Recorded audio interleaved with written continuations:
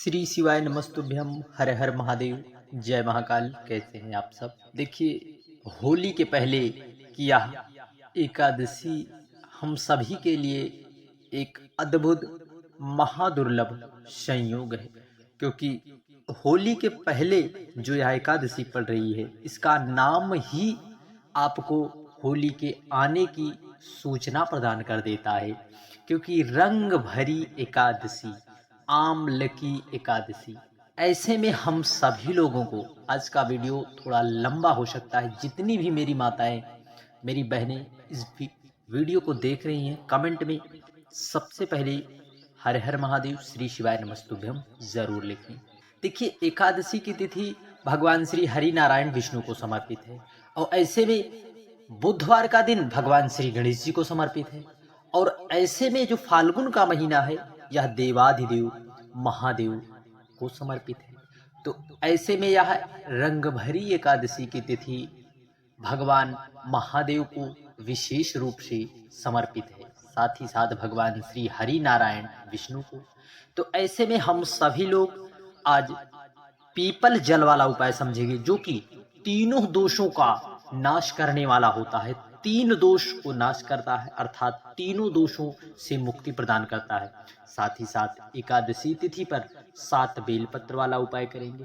साथ ही साथ ऐसा महादुर्लभ संयोग बन रहा है इस बार, तो हम सभी को भगवान गणेश जी को प्रसन्न करने वाला दिन बुधवार है। ऐसे में हमें चंद गणेश का नाम लेना है। चंद गणेश का नाम लेकर दूर्बा को खिला देना है। निश्चितता है, इन उपायों को करके देखिए। यदि आपके पति, आपके बच्चे गलत संगति में पड़े हुए हैं, तो बाबा महादेव की कृपा और भगवान श्री हरि नारायण विष्णु की कृपा से जरूर वह सत मार्ग पर आवेंगे। तो उपाय में सबसे पहले हम सभी लोग यह चर्चा करेंगे कि एकादशी की तिथि पर सबसे महत्वपूर्ण चीजें हमें कौन कौन सी चीज हमें लेना है। सबसे पहले इस दिन तो आप एक दिन पहले ही आप सभी लोग जो है तुलसी का पत्ता तोड़ लेते होंगे, क्योंकि मैंने पहले से कई वीडियो में आपको बताकर समझाया भी है। क्योंकि एकादशी की तिथि आने पर तुलसी के पौधे जो कि तुलसी के पौधे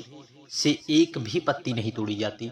यहाँ तक कि तुलसी से नहीं, किसी भी वृक्ष की पत्ती नहीं तोड़ी जाती। आप पहला नियम अपने जीवन में एकादशी का व्रत कर रहे हैं या एकादशी की तिथि पर आप जो है भगवान की आराधना कर रहे हैं, तो उस दिन हो सके तो यदि आप व्रत धारण कर रहे हैं तो आपके हाथों के द्वारा किसी भी वृक्ष की पत्ती तो ना टूटे, और खास करके तुलसी की पत्ती तो बिल्कुल ना टूटे। अब कहोगे हम भगवान श्री हरि नारायण का भोग कैसे लगाएं? तो ऐसे में यदि आप पहले से तोड़कर रख रहे हैं तो ठीक है। यदि नहीं तोड़ पाते तो आप तुलसी के पेड़ के नीचे जाएं, वहां पर गिरी हुई तुलसी को प्रार्थना स्वरूप करके उसे प्राप्त करके भगवान श्री हरि नारायण का भोग लगाएं। पहला नियम।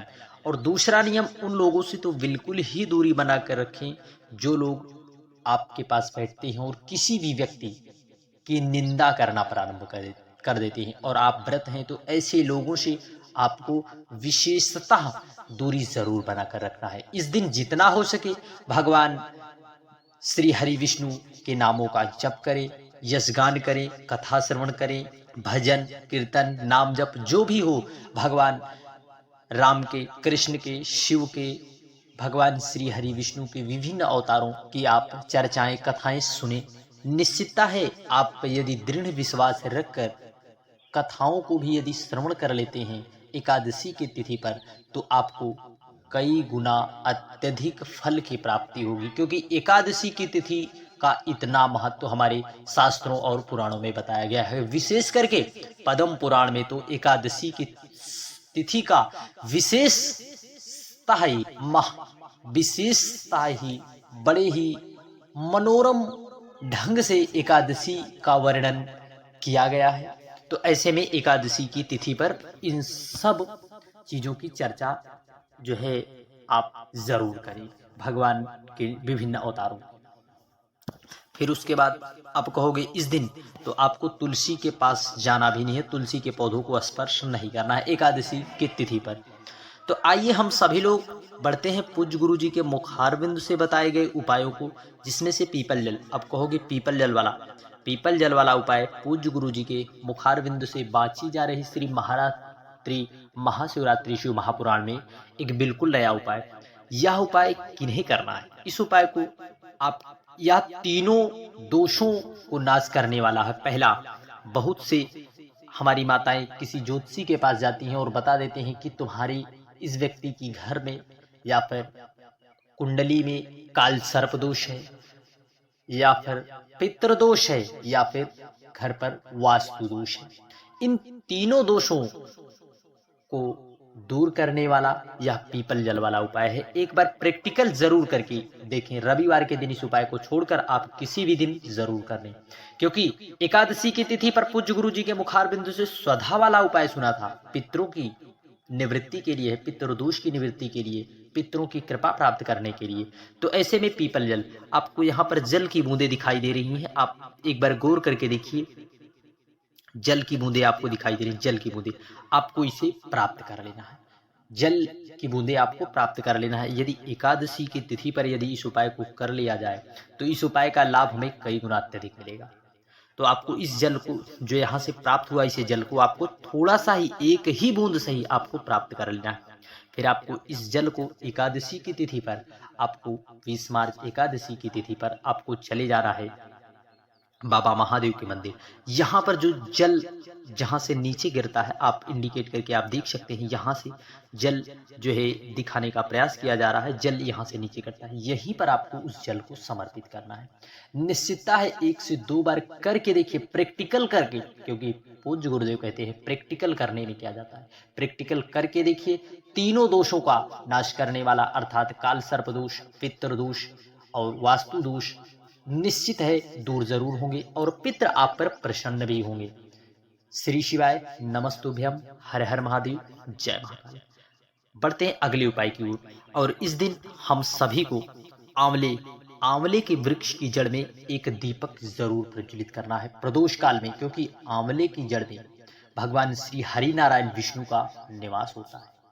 और ऐसे में एकादशी की तिथि पर जो भी व्यक्ति दीप दान कर देता है, उसके घर पर भगवान श्री हरि नारायण विष्णु की कृपा के साथ साथ माता लक्ष्मी की कृपा सदा सर्वदा बनी रहती है।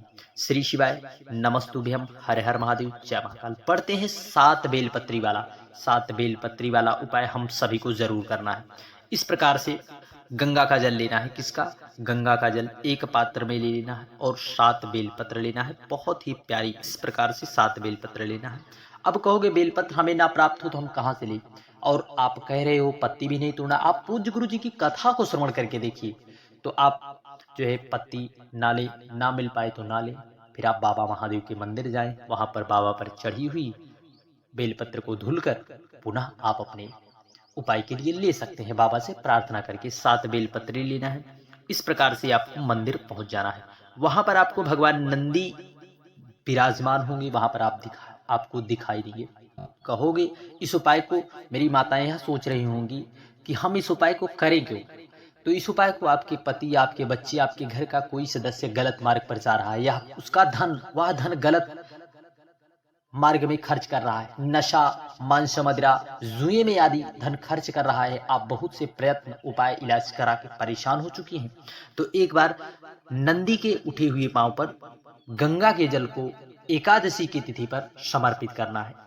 जल को इसमें समर्पित करें, और जो आप 7 बेलपत्री लेकर गए हैं उसे बाबा महादेव पर 7 बेलपत्री श्री शिवाय नमस्तुभ्यम या नमः शिवाय कहते हुए जो भी व्यक्ति एकादशी की तिथि पर समर्पित कर देता है, उसके घर में धन की आवक चालू हो जाती है, पैसा रुकना प्रारंभ हो जाता है। पूज्य गुरु जी की कथा से सुनकर ही समझाने का पूरा प्रयास किया गया। श्री शिवाय नमस्तुभ्यम, हर हर महादेव, जय महाकाल। निश्चितता है तीनों दोषों से मुक्ति दिलाने वाला, बच्चों के लिए धन संपदा की वृद्धि के लिए आखिरी मौका है, क्योंकि एक होली से पहले की एकादशी, रंग भरी एकादशी बाबा महादेव को अति प्रिय है। श्री शिवाय नमस्तुभ्यम। वीडियो की जानकारी उपयोगी लग जाए, चैनल को जरूर सब्सक्राइब कर कमेंट में हर हर महादेव लिखना ना भूलें। जय महाकाल।